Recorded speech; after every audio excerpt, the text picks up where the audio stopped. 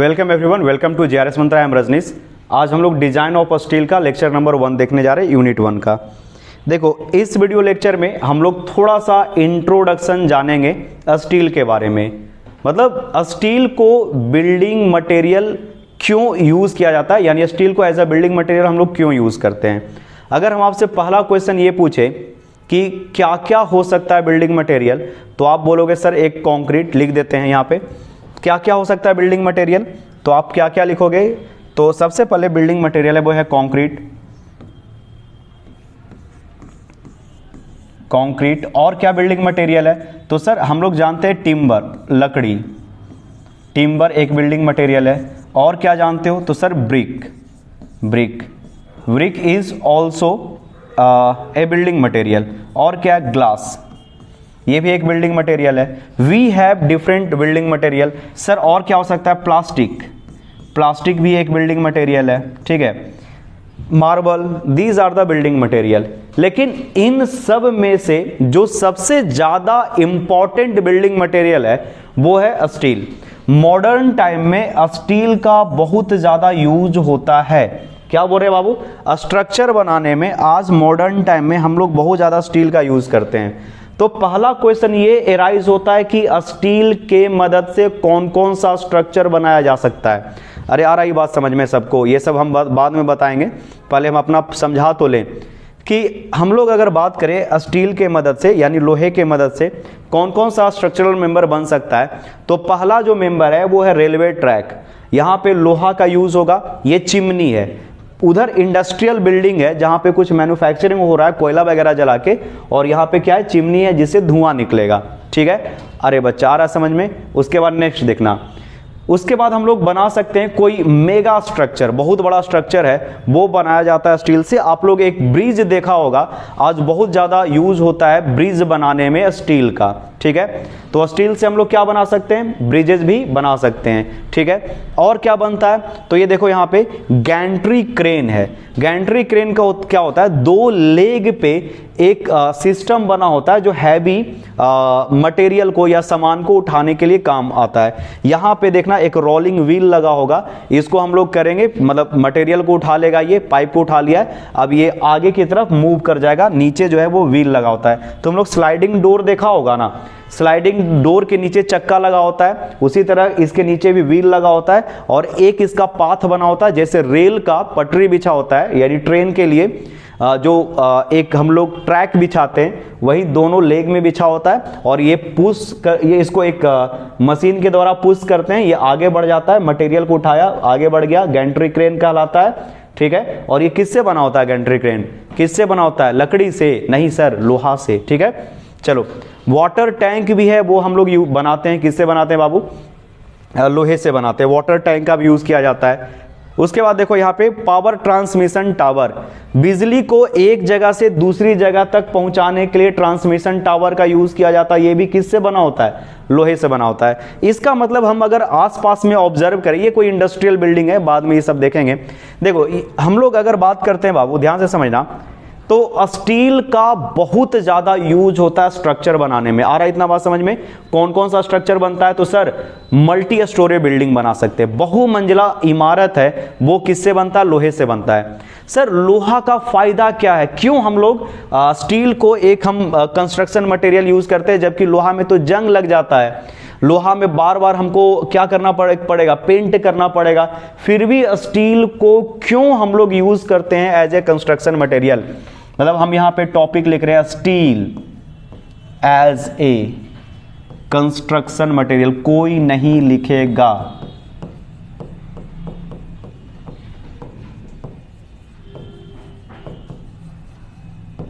Steel as a construction material, पहला topic लिखे। कोई भी लड़का कोई एक शब्द नहीं लिखेगा, एक एक चीज लिखवा देंगे।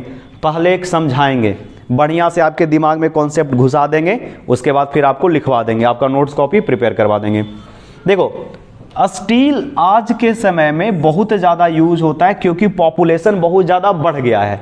अब पॉपुलेशन बढ़ गया तो ज़मीन तो हम लोग के पास लिमिटेड है, तो अब बहुमंजिला इमारतें बनने लगा है, मल्टी स्टोरी बिल्डिंग बनना शुरू हो गया है।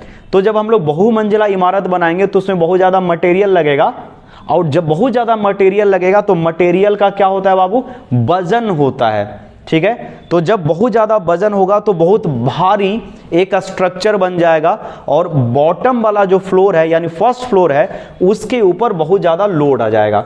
देखो मान लो कि एक बहुमंजिला इमारत बना रहे हैं और बहुमंजिला इमारत यानी मल्टी स्टोरेड बिल्डिंग बनाए हैं जो मान लो 20 मंजिला इमारत है। अगर बच्चा उसको हम लोग कंक्रीट से बना दें तो जस्ट इमेजिन जस्ट सोचो कि ये पूरा का पूरा बिल्डिंग का वजन है, ये पूरा का पूरा क्या इस कॉलम पे लगेगा और बहुत ज़्यादा हैवी वेट होगा।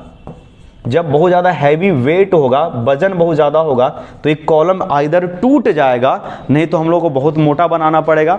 तो इससे बचने के लिए हमको एक हल्का फुल्का जिसका वजन कम हो और बहुत ज़्यादा मजबूत और थोड़ा सा इजीली अवेलेबल हो जाए तो वो मटेरियल है स्टील। क्या बोले सर? तो यहां पे एक पॉइंट बोल रहे हैं जो कॉपी में कहीं कॉर्नर पे लिख लो कि स्टील का स्ट्रेंथ, क्या बोल रहे हैं बाबू, स्ट्रेंथ टू वेट रेशियो अच्छा होता है, गुड होता है, वेरी गुड होता है। मतलब सर, मतलब कम वजन में भी ये मजबूत भरपूर होता है, समझा। हम ये बोल रहे हैं कि strength to weight ratio high होता है, अच्छा होता है, हाई HIGH हाई होता है, ठीक है। आ रहा समझ में? यानी इसका मजबूती जो है ना वो वजन के कंपेयर में काफी अच्छा होता है। इसीलिए स्टील का आज बहुत ज्यादा यूज किया जाता है मल्टी स्टोरी बिल्डिंग, बहुमंजिला इमारत बनाने के लिए। आ रहा है इतना बात समझ में? यानी जो दुबई में उतना इमारत बना है ऊंचा ऊंचा वो किससे बना होगा? तो सर उसमें बहुत ज्यादा भरपूर स्टील का यूज किया गया होगा। और स्टील का क्या एडवांटेज है? तो सर स्टील का एक और एडवांटेज ये है ना कि इसको हम लोग रिसाइकल कर सकते हैं।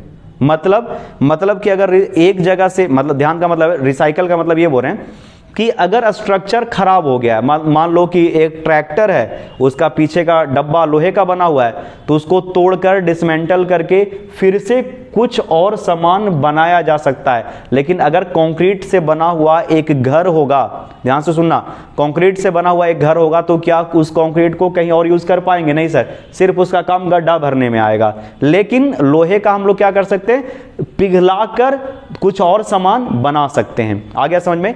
तो लोहा को रिसाइकल कर सकते हैं।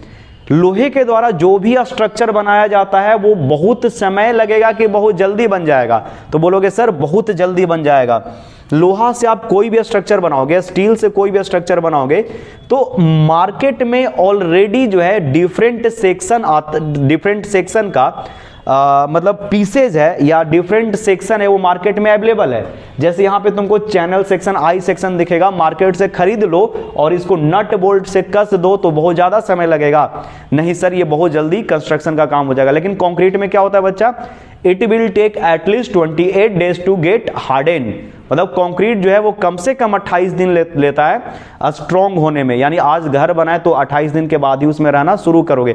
लेकिन स्टील का क्या है, तुरंत कसो, रहना शुरू कर दो। लेकिन और इसका एक एडवांटेज क्या है, मन नहीं किया, घर पसंद नहीं आ रहा, खोल खाल के आगे बढ़ जाओ, ठीक है। मतलब इसको सर क्या बोल सकते हैं, इजिली खोला जा सकता है और दूसरी जगह ट्रांसपोर्ट कर सकते हैं। अब 4 मंजिला मकान है, मान लो कंक्रीट से बना हुआ है, अब खुलेगा, उसमें नट बोल्ट होता है नहीं, तो इसका एक और ये अच्छा चीज है कि हम लोग आसानी से खोल कर एक जगह से दूसरी जगह ले जा सकते हैं। पहला एडवांटेज, सबसे ज्यादा इसका एडवांटेज क्या है, पहला सबसे इंपॉर्टेंट चीज स्टील में आप ये याद रखोगे कि इसका स्ट्रेंथ टू वेट रेशियो बहुत अच्छा होता है, ठीक है। दूसरा, इससे कंस्ट्रक्शन का काम करना आसान है, जल्दी जल्दी हो जाता है। It is not going to take long time. कहीं एक जगह से दूसरी जगह ले जाना है तो हम लोग खोल खाल के ट्रक पे लाद के एक जगह से दूसरी जगह आसानी से ले जा सकते हैं, ठीक है। ये सब एडवांटेज है। दूसरा, इसमें एक और एडवांटेज है कि रिपेयर आप आसानी से कर पाओगे। रिपेयर करने का मतलब है, मान लो कहीं पे टूट गया है, क्रैक आ गया तो वेल्डिंग कर दो, ठीक है, आसानी से रिपेयर कर सकता है। वहां पे काट के दूसरा मटेरियल लगा के वेल्डिंग कर दो तो हो जाता है, मतलब it can be repair easily. लेकिन कंक्रीट में इसको रिपेयर करना थोड़ा डिफिकल्ट होता है। आया बच्चा इतना समझ में? तो सर कुछ तो डिसएडवांटेज भी होगा, ये कंक्रीट के कंपेयर में कॉस्टली होता है, महंगा होता है, हर कोई वेल्डिंग नहीं कर सकता है। अगर आप वेल्डिंग से स्ट्रक्चर बनाना चाहते हो तो एक स्किल्ड लेबर का जरूरत होगा। मान लो लोहा हमको दे देता है, मतलब अपने बारे में मैं बोल रहा हूँ, I don't know how to build, building करना नहीं आता है, तो उल्टा पुल्टा बिल्डिंग कर देंगे, यानी इसके लिए एक स्किल्ड लेबर का ज़रूरत होगा। कोरोजन बहुत लगता है, कोरोजन बहुत लगता है मतलब सर जंग बहुत लगता है, ठीक है, तो ये इसका एक डिसएडवांटेज है। यानी पेंट लगेगा क्या सर इसमें? बिल्कुल पेंट लगेगा, पेंट लगा लगा के हम सुरक्षित लगे रखेंगे, यानी इसका मेंटेनेंस कॉस्ट हाई होता है, जबकि कंक्रीट के स्ट्रक्चर का मेंटेनेंस कॉस्ट हाई नहीं होता, ठीक है। तो उम्मीद है इतना चीज आपको समझ में आया होगा। क्या क्या समझा दिए? पहला चीज आपको समझा है कि स्ट्रक्चर क्या क्या बनाया जा सकता है स्टील से, ठीक है, और इसका एडवांटेज और डिसएडवांटेज बता दिए। नेक्स्ट क्लास में, अभी खत्म नहीं हुआ, नेक्स्ट क्लास में हम लोग क्या करेंगे, डिफरेंट टाइप ऑफ सेक्शन भी देखेंगे। तो चलो शुरू से शुरू करते हैं, जितना कुछ अभी आपको हम समझाए हैं वो एक एक चीज को एक्सप्लेन कर देते हैं, लिख देते हैं, यहां लिखा हुआ है उसको समझा देते हैं, ठीक है।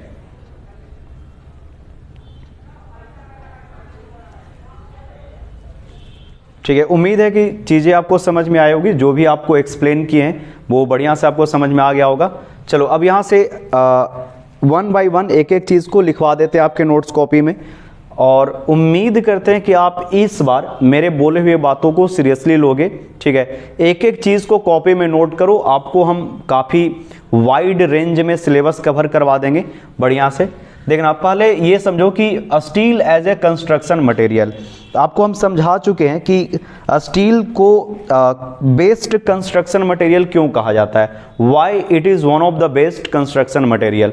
देखना यहाँ पे बच्चा, steel is, just wait, steel is one of the most important construction material which is used in construction of multi storey building, railway, bridge, industrial structure, transmission tower, water tank, chimney, bunker, gantry and crane, या gantry and crane या gantry crane भी बोल सकते हो।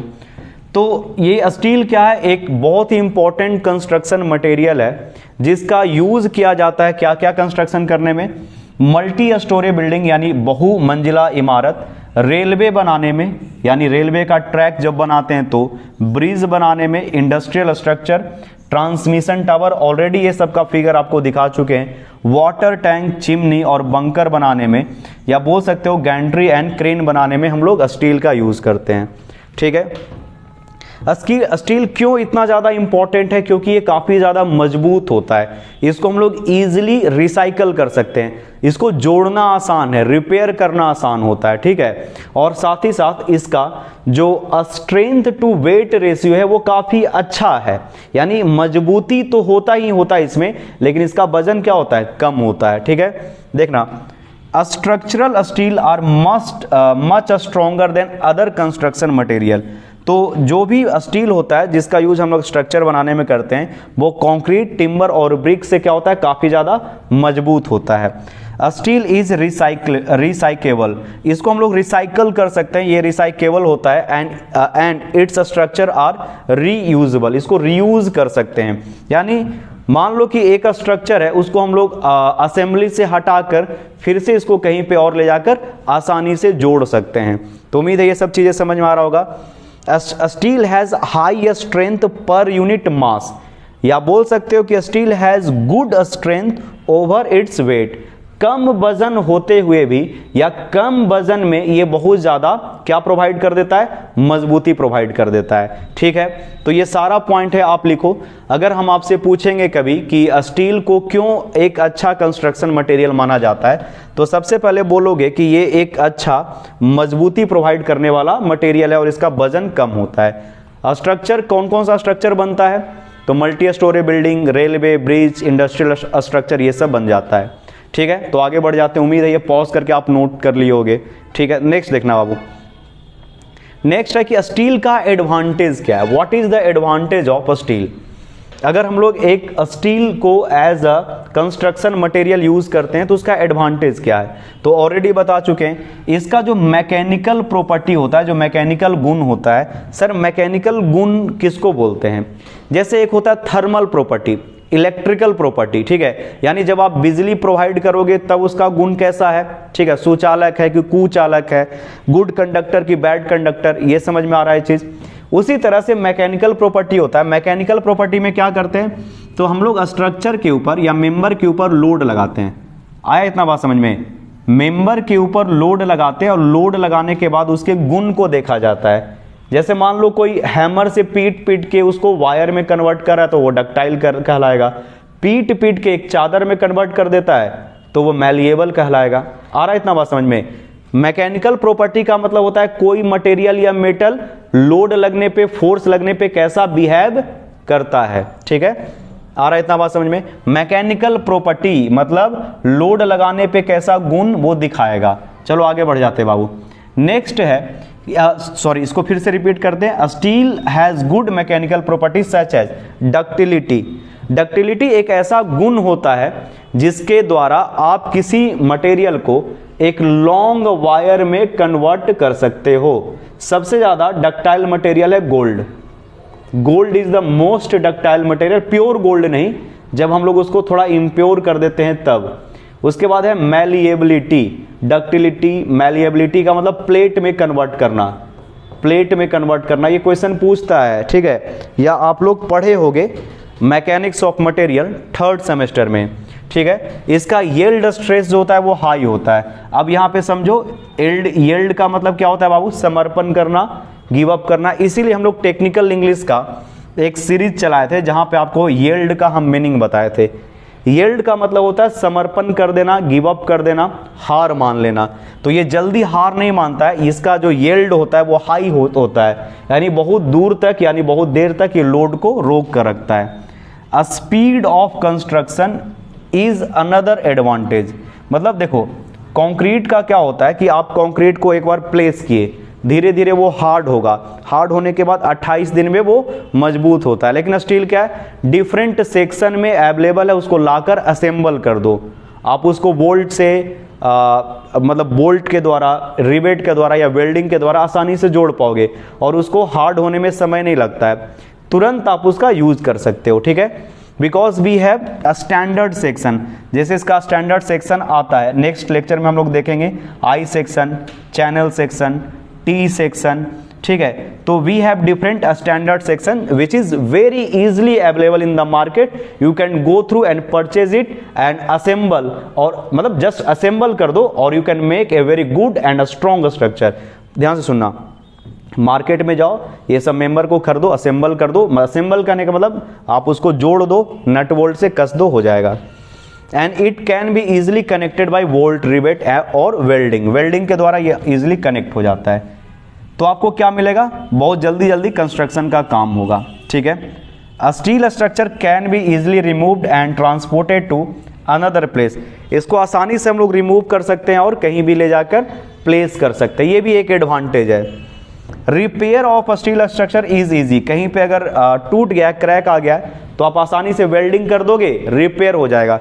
लेकिन concrete में माथा खराब हो जाता है। ज़्यादातर केसेस में कंक्रीट के पूरा मेंबर को ही तोड़कर, डेमोलिश करके, तोड़कर ऊपर से मतलब फिर से एक नया स्ट्रक्चर बना देते हैं। लेकिन इसमें कुछ नहीं है, अगर कहीं पे टूट गया है, क्रैक आ गया, तो आसानी से उसको रिपेयर कर सकते हो। लेकिन इसका डिसएडवांटेज भी है। देखना, मटेरियल इज रीयूजेबल। मटेरियल को आप रीयूज कर सकते हो। इंडिया में 50% स्टील या लोहा, देखता होगा तुम लोग, कबाड़ी वाला लोहा आता है, खरीदता है, फिर वो उसको ले जाकर, मतलब देखते होगे कि कबाड़ वाला आता है और लोहा आपसे परचेज करता है, आप लोहा उसको बेचते हो। वो लोहा कहाँ जाता है? वो लोहा को फिर से पिघलाकर कोई और स्ट्रक्चर बना देता है। देखो इंडिया में जो रिसाइकिल होता है लोहा, वो 50% ही हो रहा है, 50 से 60% के आसपास, जबकि इंग्लैंड में, यूके में ये 96% के आसपास है।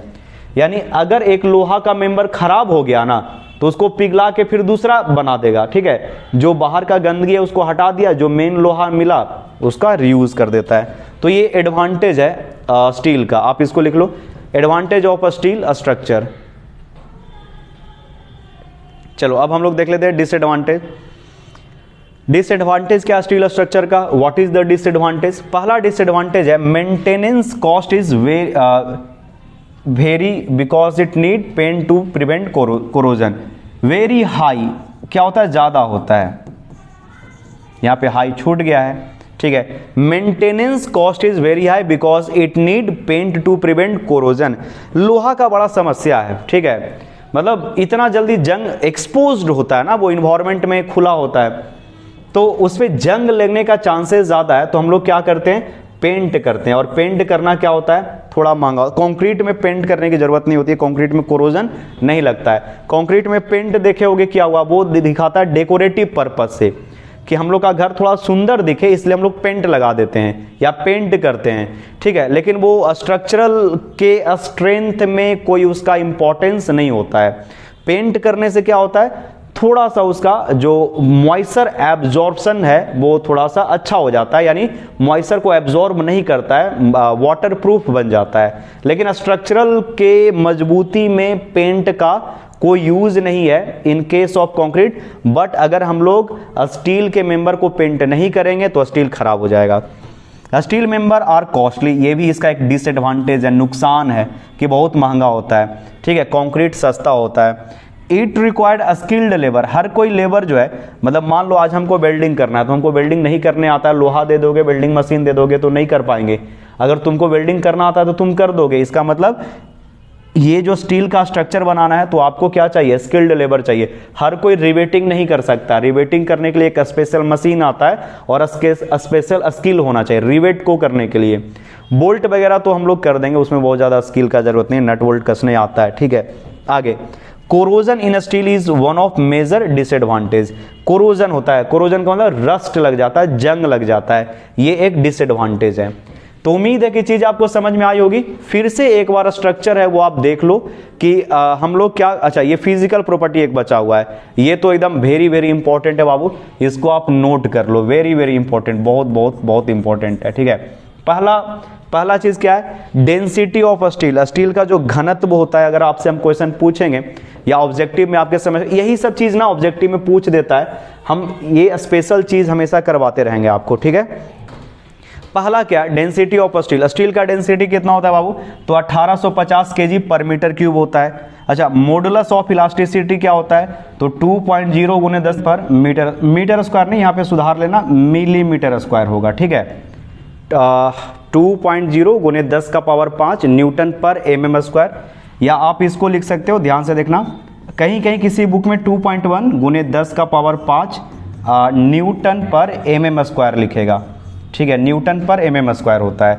माई मिस्टेक, मतलब वो टाइपिंग मिस्टेक था, मतलब टाइप मैंने ही किया, मतलब सुधार लेना, ठीक है। न्यूटन पर mm स्क्वायर लिख लेना इस चीज़ को बच्चा। एक चीज़ हमेशा याद रखना कि स्टील का जो यंग्स मॉडुलस या मॉडुलस ऑफ इलास्टिसिटी होता है वो किसी बुक में 2 और किसी बुक में 2.1 होगा। 2 × 10⁵ mega pascal, mega pascal MPa, या यही लिखता है कभी कभी 2 × 10⁵ दिख रहा है ना सबको, 5, हाँ ठीक है, न्यूटन पर mm का स्क्वायर, दोनों सेम ही चीज है। मेगा पास्कल और न्यूटन पर mm स्क्वायर दोनों सेम चीज है। एक बार आप मैथमेटिकल कैलकुलेशन करके देख लेना, अगर आपको नहीं समझ में आता है तो जब लाइव क्लास होगा तो आप पूछ लोगे कि हाँ सर ये कैसे हुआ। अदरवाइज ऐसे हम बता देते हैं कि थोड़ा सा देख ही लो।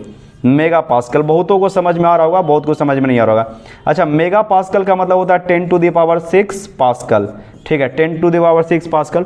तो 10⁻³ पास्कल का मतलब क्या हो गया, न्यूटन पर मीटर का स्क्वायर। अब मीटर के स्क्वायर को तुम कन्वर्ट करोगे मिलीमीटर में तो ये 10⁶ है, और ये मीटर का स्क्वायर है, इसको कन्वर्ट कर दो तो नीचे हो जाएगा 10⁶ mm का स्क्वायर, ठीक है, और ये कैंसिल आउट हो जाएगा तो सेम चीज़ ही आ जाता है, ठीक है। तो आप यहाँ पे ये रफ कैलकुलेशन है, आप लोग इस मतलब कॉन्सेप्ट को एक बार देख लेना। वैसे ये इतना बेसिक है कि आपको आता ही होगा। तो यहाँ पे हम लोग समझ गए कोफिशिएंट ऑफ थर्मल एक्सपेंशन 12 × 10 का पावर -6, और कंक्रीट का भी लगभग इतना ही होता है थर्मल एक्सपेंशन, ठीक है। पॉइजन्स रेशियो है वो म्यू होता है 0.3 के अराउंड, ये भी आप याद रखोगे स्टील का, ठीक है। तो इसके बाद जितना भी है ये स्ट्रक्चर का आप लोग देख चुके हो कि स्टील के मदद से हम लोग बना सकते हैं। यहाँ पे आपको चिमनी दिख रहा होगा, धुआं निकलता है यहाँ से, ये इंडस्ट्रियल बिल्डिंग है, ये रेलवे है। चलो नेक्स्ट आगे देख लो, हम लोग एक कोई बड़ा सा स्ट्रक्चर बना सकते हैं। स्टील स्ट्रक्चर यहाँ पे दिख रहा होगा, ये है गैंट्री क्रेन, पानी का टंकी, वाटर टैंक स्टील का बना हुआ है। इसके बाद ये है पावर ट्रांसमिशन टावर, ये भी लोहे का बना होता है, ठीक है। और उसके बाद देखो, अच्छा ये अब नेक्स्ट क्लास में हम लोग देखेंगे, डिटेल सब एक ही दिन में थोड़े ना पढ़ोगे। तो आज का वीडियो लेक्चर हम यहीं पे रहने देते हैं, मिलते हैं नेक्स्ट क्लास में। Thank you everyone.